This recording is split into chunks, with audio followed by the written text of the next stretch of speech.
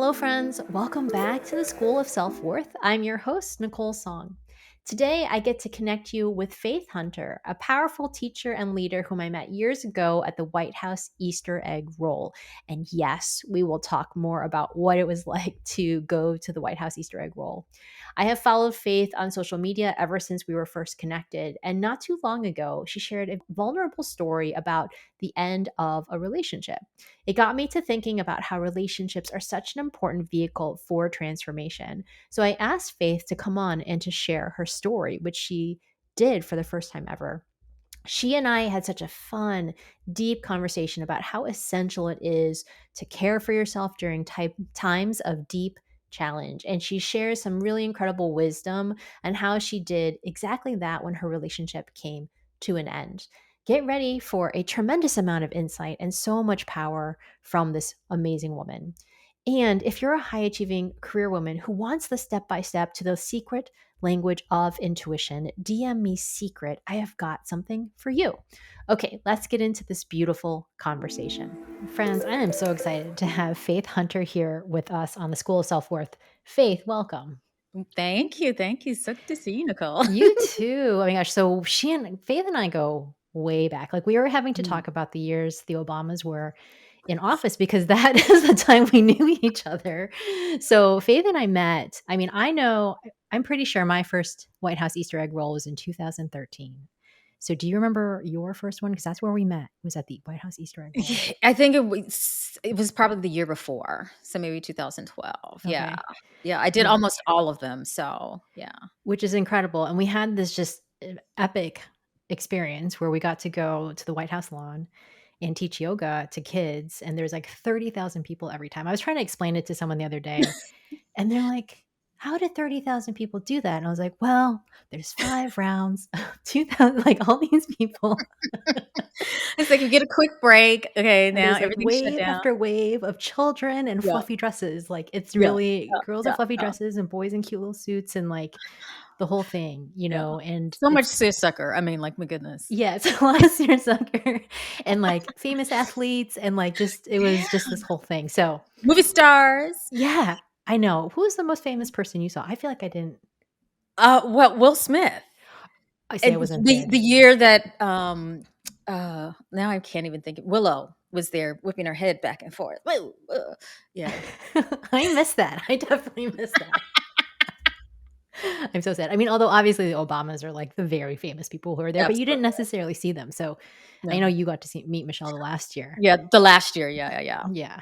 Anyway, That was so we fun. go way back. We have this whole time for when we did Easter egg roll. And then I've just followed Faith online since because she still teaches yoga.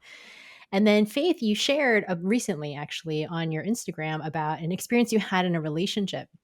Yeah. And what you shared online really resonated with me around how you had to just go through this whole journey around experiencing the end of that relationship and picking yourself back up and to be whole and complete again. And that's kind of my summary of what I Mm. read from you.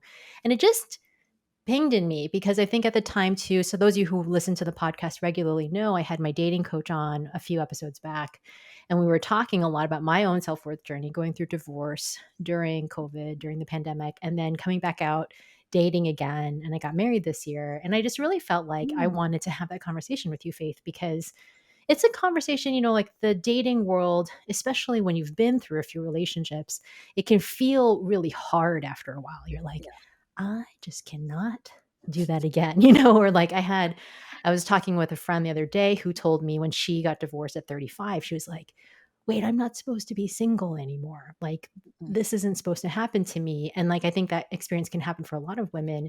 Yeah. So I'm just opening up the conversation, Faith, for you, because you said you don't normally share this kind of stuff online. And yet you're open to having this conversation with me about what prompted you to want to share about that experience and like what that self-worth journey has been like for you. Yeah. Well, first I want to say thank you for just following me and even seeing that post. And I'm glad that it resonated with you, and at least yeah, and the fact that it did resonate with you, and I like value you. And I just think you're a really cool person. I was like, you know what? Yeah, I think I'll have this conversation and go a little bit deeper. But the thing I feel that prompted me to actually share it online is I was triggered. Mm.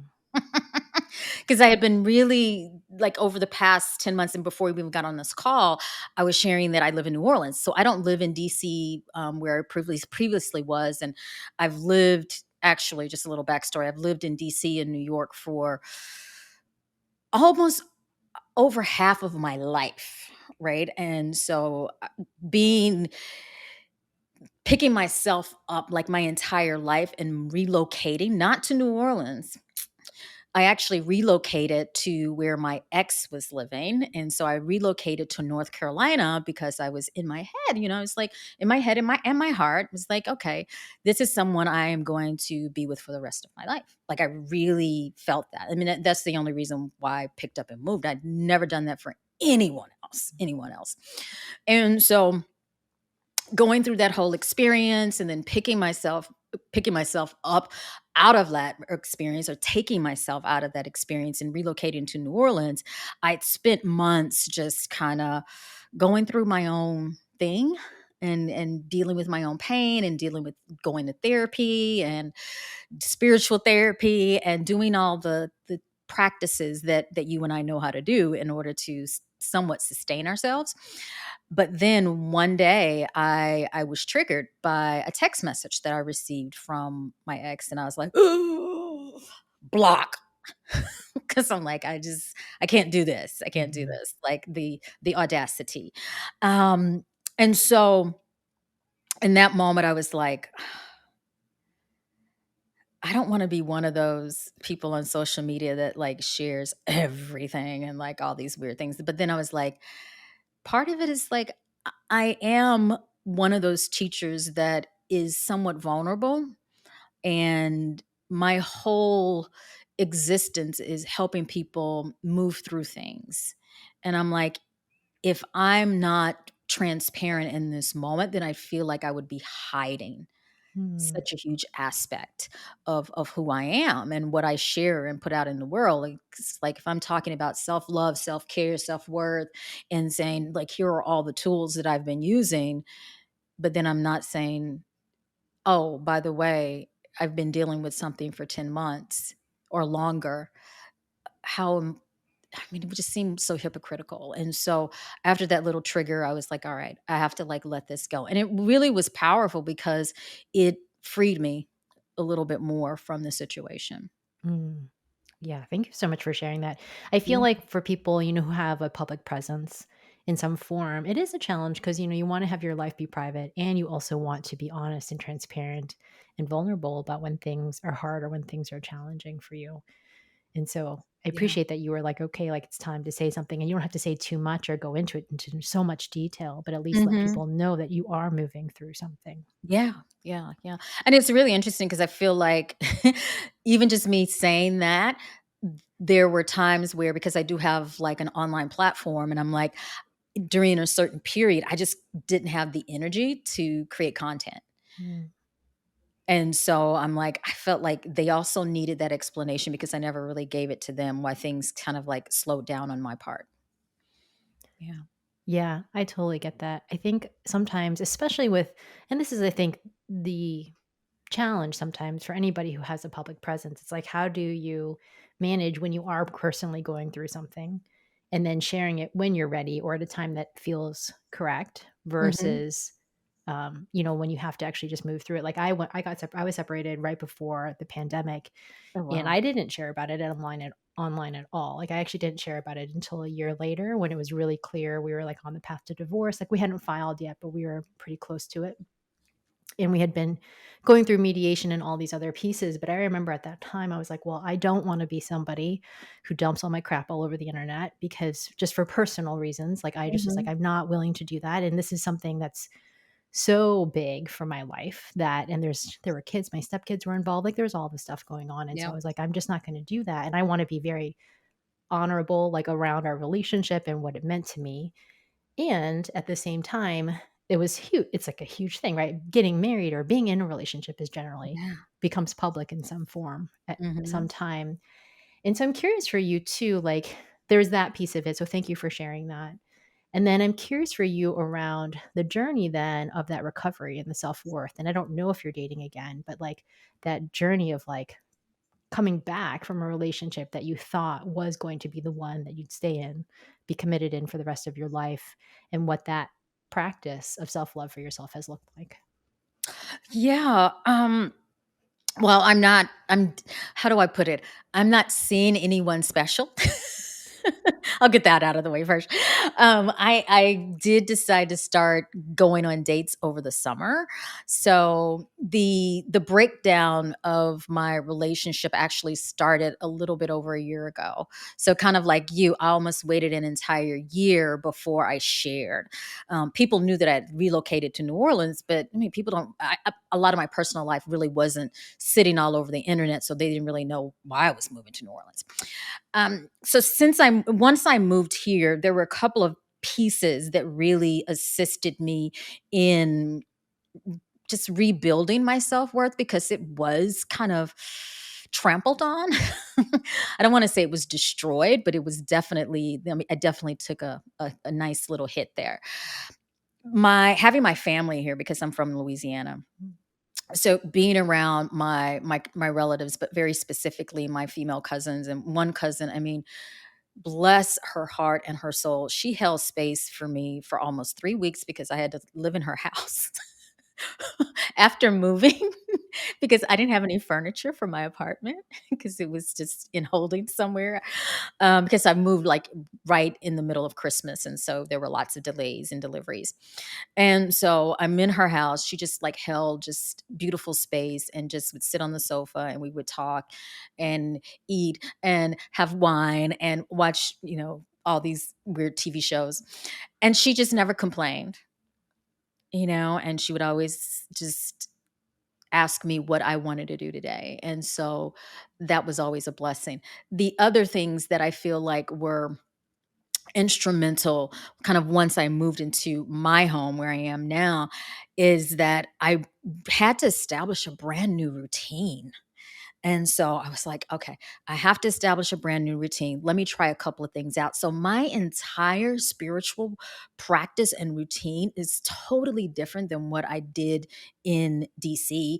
Completely what I had to redo when I moved to North Carolina. The one thing that has been really powerful, and I have shared this a little bit online, is that I walk at least 3 or 4 times along the Mississippi River because I can see the river, which was really important for me to see water.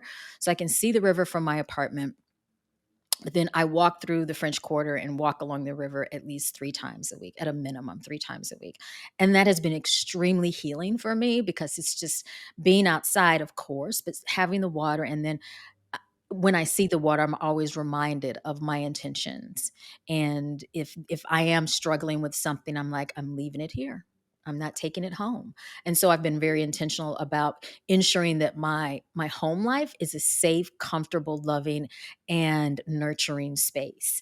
And the other routine, another practice that I've incorporated is that really dedicating personal time to just slow down and do nothing. Mm. Just ultimate like lazy girl, soft life vibes. I was like, because we hustle all the time, and so I was just like, you know what? I'm just gonna pause, and I didn't really do much of that when I lived on the East Coast. So yeah, maybe it's just being in Louisiana, this laissez-faire kind of vibe, encouraged me to slow down. Yeah, that softening, it sounds like is what Yeah, was really happening absolutely. for you. Yeah. Mhm. And I love what you're saying when you're on the walks, you actually are like, okay, like what am I gonna let go of here and like really leave this behind? And I'm assuming that's just like thoughts and things that are not serving you Absolutely. and taking you Absolutely. down.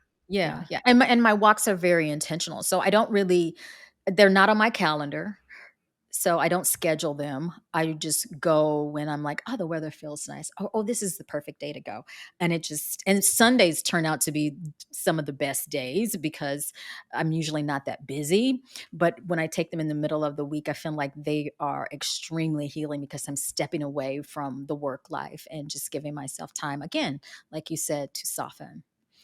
Well, I'm interested because I feel like as someone who runs your own business, it could have been pretty easy for you in that breakdown to just kind of throw yourself into work, but it sounds like you didn't do that actually. Well, I did in It a oh. little way.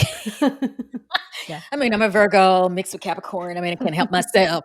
But the part that I find I am doing a lot of work, but it's in the creative sense. And Mm, so I have churned out so many videos, so many audios. I mean, I've never posted so much on YouTube ever in my entire life. Like, I've never really cultivated my YouTube channel at all. I just kind of like threw stuff up. I mean, it could be like every 3 months or whatever. But since moving here, just my creative juices just have been flowing. And I think that is a result of the ease and the softness because I mean that and I was very intentional also with ensuring that my second chakra, my womb, right, my whole feminine essence was restored. Right? It's mm, like I am cleansing this realm of my body of anything that may be attached, right? Any soul attachments. And I am going to pour love into this realm. And then as a result of that, whew, mm. things open up. Yeah. Oh, that's so powerful. What would you say for yourself then? Do you feel like you learned about your self-worth and yourself going through that process of the breakup? I think probably one of the biggest lessons is that I'll be okay Mm, because, wow, when I think about being my age, I mean, a lot of people, they look at me and think I'm like, oh, somebody in their 30s or something. I'm like, honey, I haven't seen 30 in so long.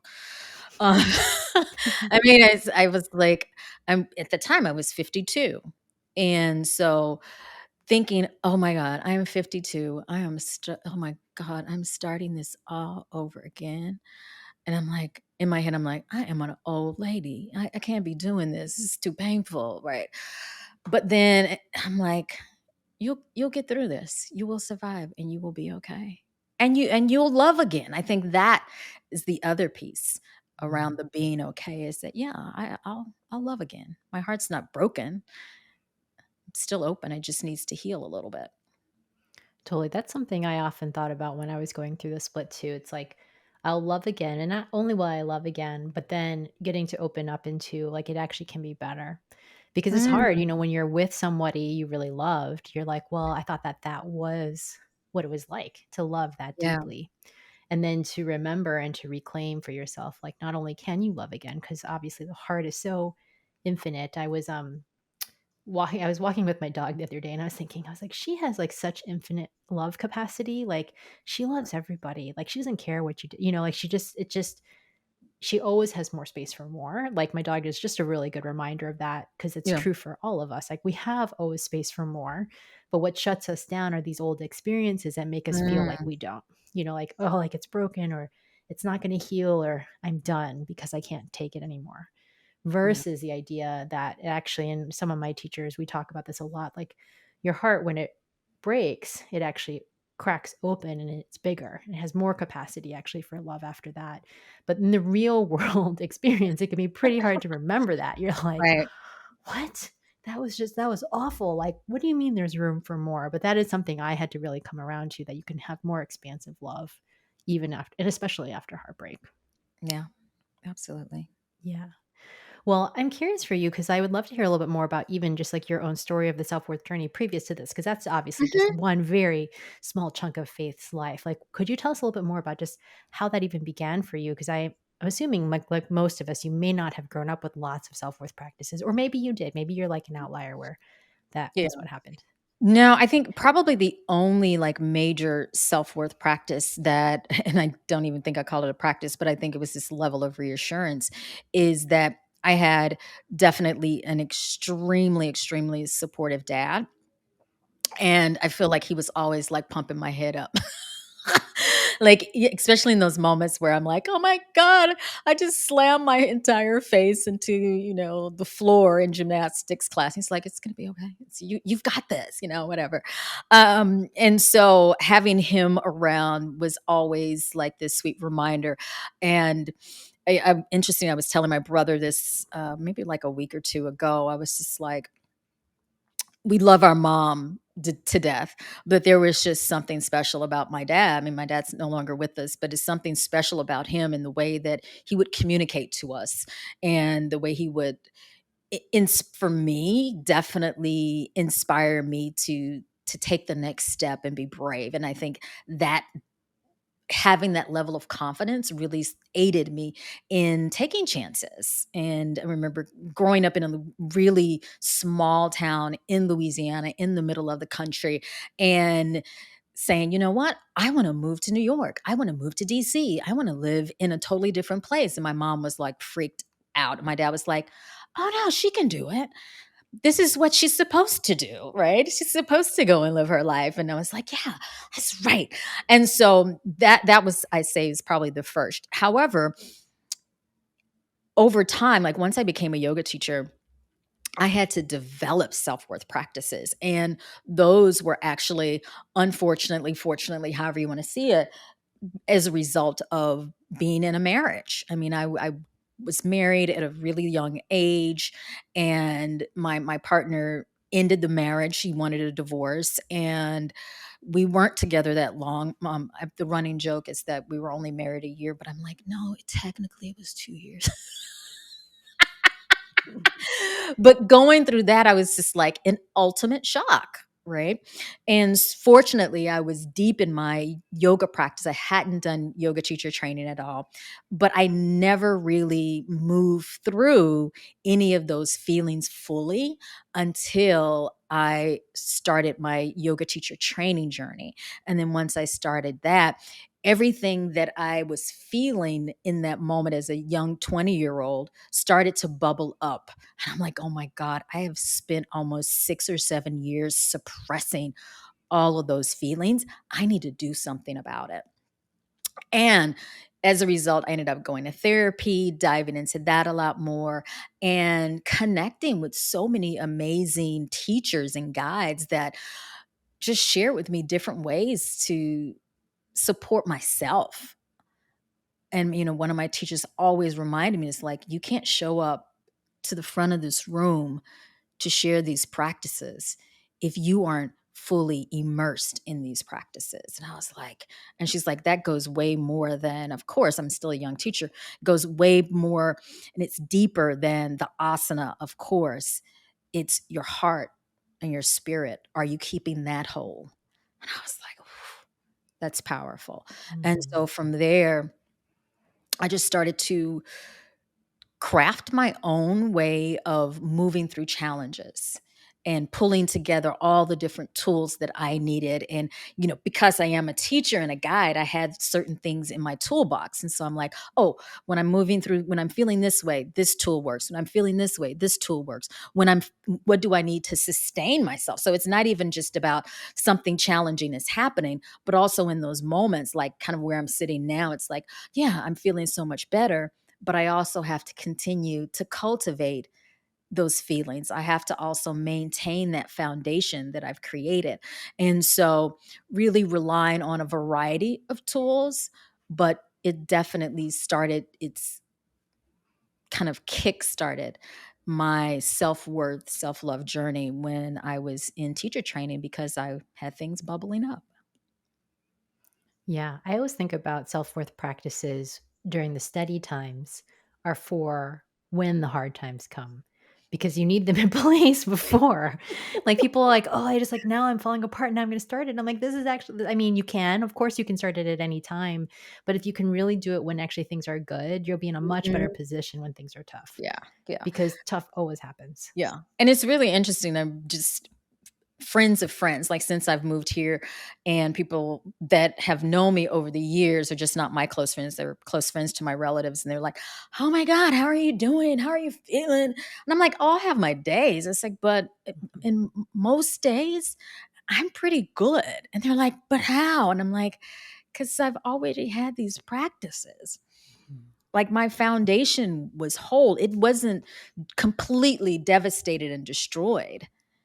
it was just shaken. And I constantly use that word a lot when I'm talking about it. I was like, oh, yeah, my life was just shaken up a little bit. So I just need to settle it back out. I like that analogy. Like you're just like, it was just because I felt the same way too. It's like what I'm getting from you, it's like your sense of wholeness and who Faith is wasn't killed off by that. It Right. was more just like disrupted for a period, Mm-hmm. but you knew who you were because I Yeah, felt that way during mine too. I was like, well, I know who I am, but there's just all these circumstances that are like very difficult right now that I have to work my way through and feel and experience. And then I'll be fine because I know who I am. exactly. Yeah. Exactly. Yeah, and so it's so powerful, but it is true, like, once you start down that journey of it, then Mm-hmm. maintaining it, I think, is also such the journey, right? It's like saying, "Okay, I'm gonna stay consistent," and, like, do you find, like, when you're going through times that are tough, you just stay consistent with what you already know? Or, like you said, sometimes they change and you still have baseline ones? Yeah, I definitely have some baseline ones. I think, and I'll just let your listeners and viewers know that like my baseline ones are my mantras. Mhm. Like my chanting, my mantras, they are so essential. And I always use them in those moments first thing in the morning. So when I'm really, really struggling, it's like, I need to get out of my head so I can walk my dog. And so I'm like, even before I even roll out of the bed, I'm like, okay, I've done my gratitude because gratitude meditation, I mean, that's kind of like a standard. And so, of course, that's a self care practice. But the next thing I do is I'll grab my phone and I'm a techie. So I like turn on the music and it starts playing in the living room. So then it's like, okay, that means you need to get your butt out of the bed. Okay, so I get out of bed, start chanting with what's playing, right? And Mhm. so that is like one of those steady things. And then, of course, when I moved here, I added something, which were the walks. Well, and also what I was hearing too is sometimes, people are like, they don't wanna do the thing that makes them feel good. Mm, And we all do. I mean, me too. I'm yeah. like, I don't really want to do the thing that's going to work. I'd rather just sit here and like, Right. cry or eat something or do whatever. Yeah. But I loved how you're like, the music plays and then I just know that it's time to go. And there's just something in there for people to get because like there's habits and I work with people a lot on building the habits. I really support them. But even on some days, like the habits don't work because you're just like, I Hmm. don't really feel like it. And Yeah. then you have to just also sort of hold the line and say, nope, I'm going to do it because I know that I'm actually going to. Otherwise, I will feel really crappy. Yeah. Absolutely. Absolutely. Yeah. And one thing I have to say, having a dog really forces you to get out of bed. It's true. They're like, "Excuse me." He's like, "Come on, mama, come on." And he sleeps in the bed with me, so it's like he starts moving around. I'm like, "Oh, yeah, it's time. Time to Mhm. go." Yeah, no, my dog doesn't take no walks is not an option. Yeah, that's not an option. They're like, "We're Not an going, option. right? We're And going now." it's funny that we're talking about dogs right now. I mean, definitely moving here, he's peed in this house way more than he's had so many accidents. And part of it is because I've been in those days. Like, and so I Mm. want to be transparent with people. It's like, no, it's not perfect. I've been in those days where I'm like, covers overhead. I'm staying in. And then I'm like, I'm gonna get up in 5 minutes, and then I fall asleep. And then he's already climbed out of bed somehow, and then he's just chilling. But then I wake up and I step and pee, and I'm like, You had to go. "You had to go." You had to go. Yeah. Mhm. Yeah, well, because it is true, and I feel like what is always I think of it as like, well, we have those days, and then we just draw the line of having those days every day. Yeah, yeah, yeah, exactly, exactly. They get few and far between, and yeah, Yeah. and the new and having a routine, right? Even regardless of what that routine is, having like something that's going to, I feel, that's going to trigger me to take the next step. Mhm. So even in those moments, if I'm already up moving around and then I am triggered by something or I'm reminded of something negative and I want to take myself down that rabbit hole, then I'm like, no, what is the practice that's going to pull me out? Mm. So do And you have multiple then is what it sounds like? yeah, You yeah, you yeah. pick from like an arsenal. Yeah, when I say it's a crazy toolkit, and I mean, definite for me. And this again, this is just something that supports me. Music is really, really important for me, Mm. and Mhm. so having it constantly playing so much that my neighbors are like, "What are you doing in there?" I'm doing all the things. You don't want to I'm working on myself over here. know. Just move on, move along. But yeah, having music like playing from morning till night is like my jam.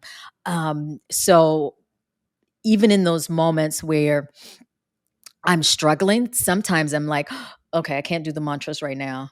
I need to listen to Tupac. And then that'll turn on, or I'm like, I need to listen to my Afro beats because that's gonna get me dancing and get kind of like shaking some of that stuff out of my physical body. And then I'm like, okay, all right, now I can work. I can put my Zen music on and drop back into whatever I'm doing, my writing or whatnot. So Mhm. yeah.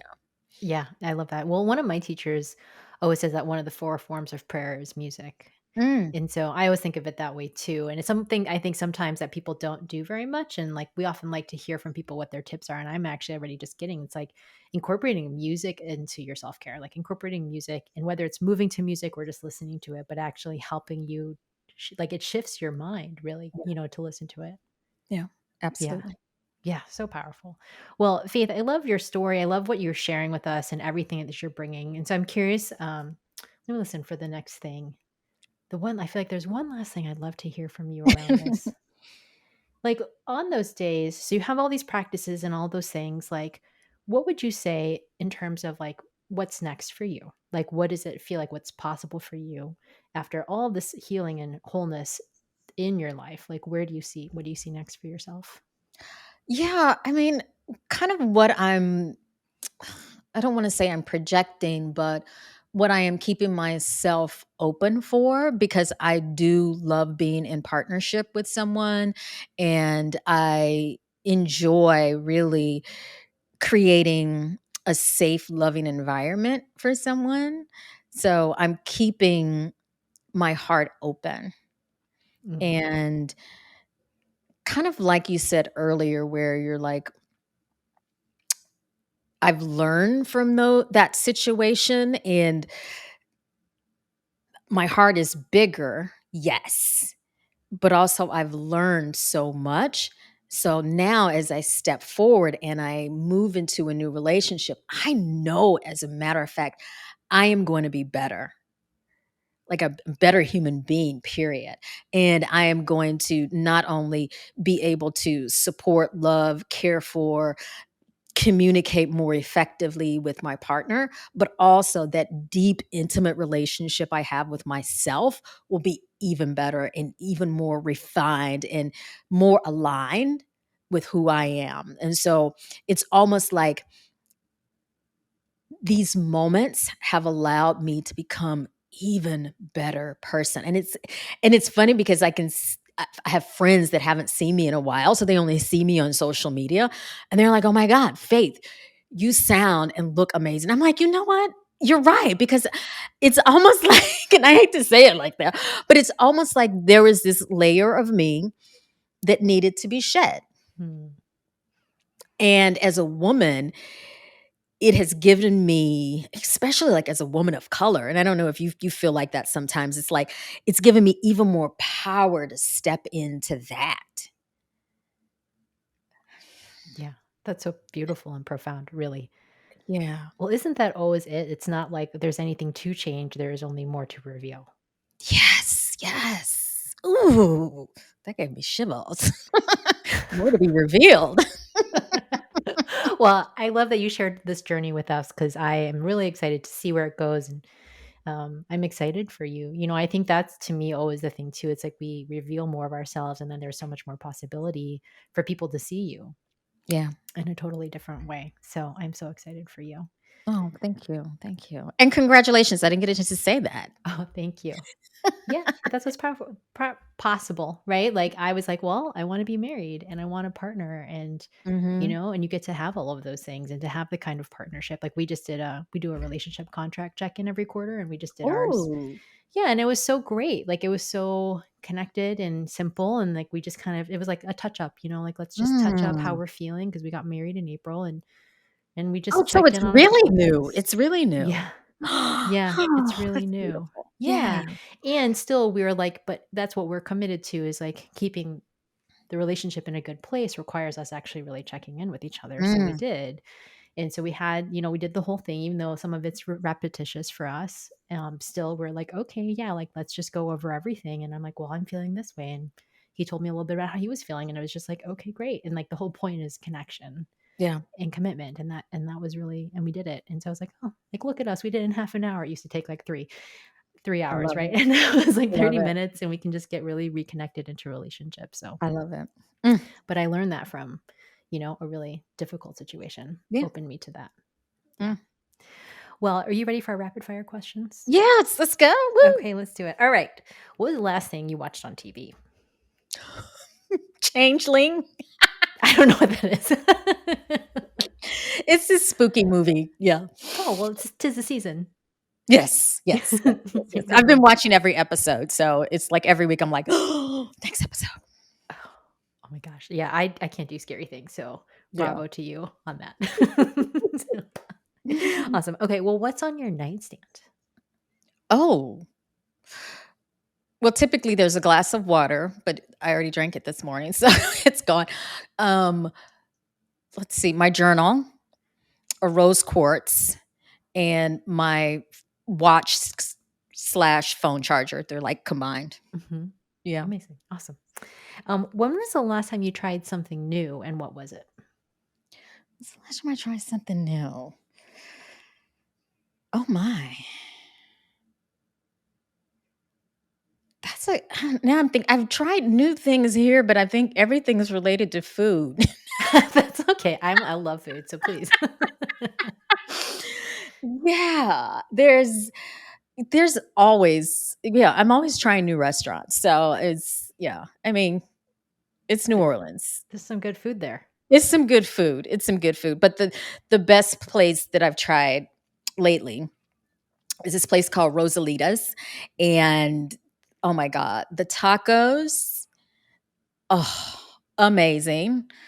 And they also do these spiked, I don't know, drinks with mezcal in them. And like watermelon and lemon. And it's always good stuff. Delicious. Sounds Yes. delicious. Sounds Mhm. delicious. Awesome. Okay, and then last one is what are your top 3 most used emojis on your phone? um, let's see. The little yoga girl. Of course. Oh my God.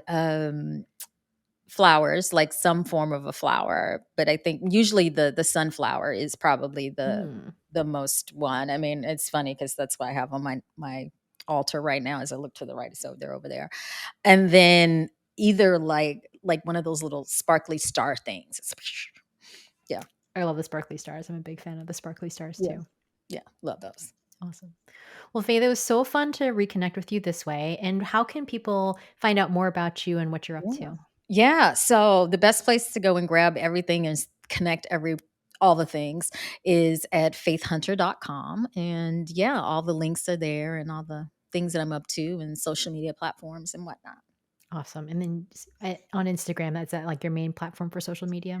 It's on there is I'm spiritually fly on Instagram. And then kind of like what I shared earlier is that I'm really trying to pump up my YouTube, and it's actually been a fun creative project. And so there I'm a official faith hunter. Official Faith Hunter. The Yeah, because official. are you doing like yoga and meditations and Yeah, well, mantras? it's interesting because there's a little yoga, there's meditation, and then again, moving here has allowed me to express a little more creatively. And so I offer up tips. I get into a little astrology because that's kind of like a little Ooh, hobby of mine. I'm not good at it, trust me. I shouldn't say that. I'm good at like looking at what's happening and saying, mhm. okay, these are the practices that you can do. So that's kind of my spin on things. And actually before you and I got on the call, that's what I was doing, about to post something for the lunar eclipse. Cool. So YouTube is like another main platform as well. Awesome. I'm going to check it out. I want to see what you're doing with the astrology. So that's super fun. Yeah, Well, yeah. yes. Well, Faith, what a joy to have you on. It's so fun to connect with you this way. Thank you for saying yes to having this Absolutely. conversation with us on School of Self Worth. And I'm so grateful for you. Absolutely. And I'm so excited that I had an opportunity to see you today on a Monday. And yeah, it's perfect. It's perfect. Normally I don't do like calls and stuff like that on Mondays, but it was you, girl. It was you. So, She's like, "I'll do it." I'll All do right. it. Well, I'll do thank it. you. I'll I do am it. so grateful. Thank Yeah, you so much. absolutely. Absolutely. Thank you.